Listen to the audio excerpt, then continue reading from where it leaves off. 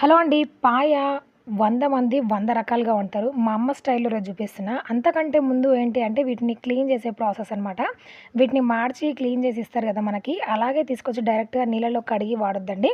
ఒక రకమైన వాసనొస్తది. అట్లా రాకుండా ఉండాలి అంటే ఏం చేయాలంటే తెచ్చిన వెంటనే ఒక బౌల్‌లో తీసుకొని కొంచెం ఉప్పు, పసుపు వేసి ముక్కలన్నిటికి పట్టించేసి కొంచెం వేడిగా ఉన్న నీళ్ళని వేసి అందులో ఉప్పు, పసుపులో మొత్తం కడిగేసి ఆ నీళ్లు పారబోయాలనమాట. తర్వాత మళ్ళీ కొన్ని గోరువెచ్చని నీళ్లు పోసి అలా పారబోయాలి. 3 టైమ్స్ తర్వాత నార్మల్‌గా మీరెట్లా వండాలనుకుంటున్నారో అలా వండొచ్చు. దాదాపు అందరూ సూప్‌లాగా చేస్తారు. అట్లా గాకుండా మా అమ్మ కొంచెం రైస్‌లో తినే విధంగా చేస్తదనమాట. అసలు చపాతీలకి, రైస్‌లకి ఎంత బావుంటదంటే ఒకసారి ట్రై చేసి చూడండి. కొంచెం డిఫరెంట్‌గా ఉంటది. అండ్ టేస్ట్ మాత్రం అదిరిపోతదనమాట. పిల్లలందరూ గూడా నచ్చుతది. తినని వాళ్ళు గూడా తింటారు. అంటే పాయ ఒక రకమైన మాడు వాసన వస్తది గదా! అట్లా రాకుండా టేస్టీగా ఎట్లా వండుకోవాలో మా అమ్మ చేతి స్టైల్ ఈ పాయ ఒకసారి ఫుల్ వీడియో ఛానెల్‌లో ఉంది. వెళ్లి చూడండి. నచ్చితే లైక్, షేర్, సబ్స్క్రైబ్.